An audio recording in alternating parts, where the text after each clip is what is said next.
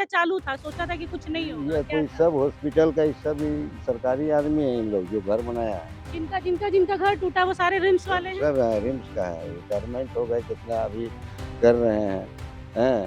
तो जानबूझ के कोई फँस जाए, चाहे आप नली में गिर जाइए तो उसको ज़िम्मेवार कौन है? जानते हैं हमला का दोष है कि आपका दोष है?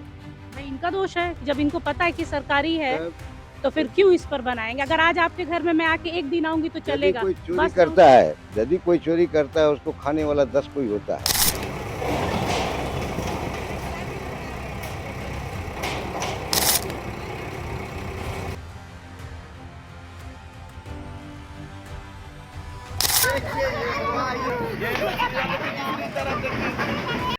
नमस्कार, जोहार। आप देख रहे हैं चुनन न्यूज। मैं हूं निशा मिश्रा आपके साथ।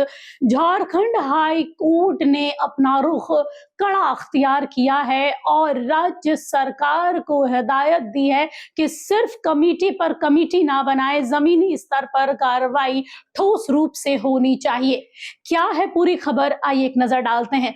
खबर कुछ इस तरीके से है कि रिम्स में जो अवैध अतिक्रमण हुआ था, जमीन दलालों को सबक सिखाने का जो बीड़ा झारखंड हाई कोर्ट ने उठाया है, अब वो दिन दूर नहीं है कि ये जमीन दलाल सलाखों के पीछे होंगे और उन मासूम लोगों को मुआवजा भी मिलेगा जिन्हें ठगा गया है।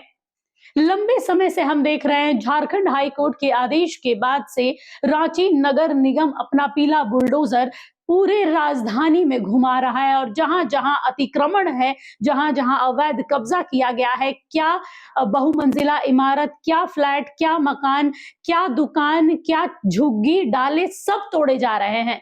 क्यों? क्योंकि अवैध अतिक्रमण है। यहाँ मजबूरी सबकी है। यहाँ पर रांची नगर निगम भी मजबूर है क्योंकि हाई कोर्ट का आदेश है। दूसरी ओर जो जनता सालों से रह रही है वो भी मजबूर है क्योंकि अदालत के फैसले के विरुद्ध में वो नहीं जा सकती। तो अपना आशियाना टूटते हुए देख रही है, रो रही है, बिलख रही है, कह रही है कि भाई हमने तो लाखों लाखों रुपए इसमें इन्वेस्ट किए, इसके बावजूद आज आपको लग रहा है कि ये अवैध अतिक्रमण है।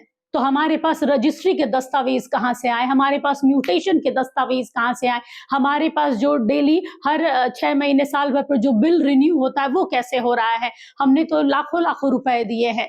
तो ठगा हुआ तो हमें महसूस करना चाहिए, हम ठगे, हमारे पैसे दिलवाइए। इस पर झारखंड हाई कोर्ट ने कहा भी था कि भाई जिन जमीन दलालों ने जो सरकारी महकमे में बैठकर सरकार के नाक के नीचे से इस तरीके के अवैध काम को अंजाम दे रहे हैं और भोले भाले गैर आदिवासियों को सीएनटी एक्ट वाली जमीन पर जगह दे रहे हैं, उनके आशियाने को बनने दे रहे हैं, उसके एवज में पैसे ले रहे हैं, वो लोग आज सड़क पर हैं, उनके पैसे भी गए, घर भी टूटा, सब कुछ हुआ और आप लोग अभी भी सरकारी महकमे में बैठकर अपना अगला शिकार ढूंढ रहे हैं। तो ऐसे लोगों को सरकार को चाहिए कि सामने लेकर आए और उन लोगों से मुआवजा दिलाए जिन लोगों को वास्तव में ठगा है इन लोगों ने।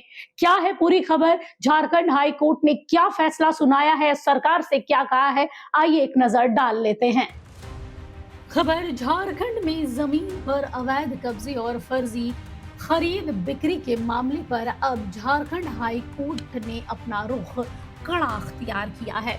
झारखंड हाई कोर्ट ने सुनवाई के दौरान राज्य सरकार को साफ लफ्जों में कहा है कि सिर्फ कमेटी पर कमेटी बनाने का कोई औचित्य नहीं है, जमीन पर क्या ठोस कार्रवाई हो रही है उस पर जोर दे। अदालत ने मुख्य सचिव से स्पष्ट जवाब दाखिल करने का निर्देश दिया है। मामले की अगली सुनवाई 9 अप्रैल को होगी। सीएनटी लागू होने के बाद भी भू माफियाओं पर कार्रवाई नहीं होने से कोर्ट काफी नाराज दिखा। चीफ जस्टिस एमएस सोनक और जस्टिस राजेश शंकर की पीठ ने नाराजगी जताते हुए पूछा है कि जब अवैध कब्जे रोकने के लिए एसओपी यानी मानक संचालन प्रक्रिया अभी तक बनी ही नहीं है तो उसकी समीक्षा के लिए नई कमेटी बनाने का क्या मतलब है। पूर्व में गठित 5 सदस्यीय कमेटी ने नए कानून की जरूरत से इनकार करते हुए कहा था कि राज्य में पहले से ही सीएनटी और एसपीटी एक्ट लागू है, जरूरत सख्त अमल और स्पष्ट एसओपी की है। इसके बावजूद सरकार की ओर से एक और कमेटी गठित करने की बात पर अदालत को ये राज नहीं आया। मामला तब और गंभीर हो गया जब सुप्रीम कोर्ट के सेवानिवृत्त जज जस्टिस इकबाल की जमीन पर कब्जे की कोशिश सामने आई। इसके बाद हाई कोर्ट ने खुद स्वतः संज्ञान लेकर सरकार से जवाब तलब किया था। न्याय मित्र अतनु बैनर्जी की अदालत में पक्ष रखा गया और राज्य में दखल दियानी, अवैध कब्जा, फर्जी रजिस्ट्री और अवैध कब्जों पर सख्त कार्रवाई की मांग को दोहराई गई। इधर बात करें रांची में बहुचर्चित रिम्स जमीन बिक्री मामले में जांच कर रही भ्रष्टाचार निरोधक ब्यूरो यानी एसीबी ने बड़गाई अंचल के वर्तमान व तत्कालीन सीईओ, अंचल कर्मियों, स्थानीय अमीन, राजस्व कर्मचारी और कथित जमीन दलालों को नोटिस भेजा है। सभी से पूछताछ जारी है। में प्रारंभिक तौर पर सामने आया है कि वर्ष 1993 के बाद से अधिग्रहित जमीन पर अवैध कब्जे और गलत रजिस्ट्री के प्रमाण भी सामने आए हैं। रिकॉर्ड उपलब्ध होने के बावजूद दाखिल, खारिज और निबंध किए जाने में लापरवाही व संभावित मिलीभगत की बात सामने आ रही है। गौरतलब है कि यह जांच हाई कोर्ट के आदेश के बाद से शुरू हुई है। आगे जो जांच होगी उसमें कुछ पॉइंट्स हैं। मुख्य सचिव से कोर्ट में विस्तृत जवाब मांगा गया है। एसओपी पर स्पष्ट टाइमलाइन मांगा गया है। एसीबी की पूछताछ के बाद संभावित एफआईआर और चार्जशीट की बात रखी गई है। अवैध रजिस्ट्री करने और कब्जा हटाने की कार्रवाई की बात की गई है। कहा जाए झारखंड जमीन से जुड़े घोटालों, अवैध कब्जों और अब कानूनी सिकंजा इस पर कसता हुआ नजर आ रहा है। अदालत ने अपना सख्त तेवर किया है तो एसीबी की सक्रियता ने भी आने वाले दिनों में कई बड़े खुलासे करने के दावे भी किए हैं। Bureau report HNN news.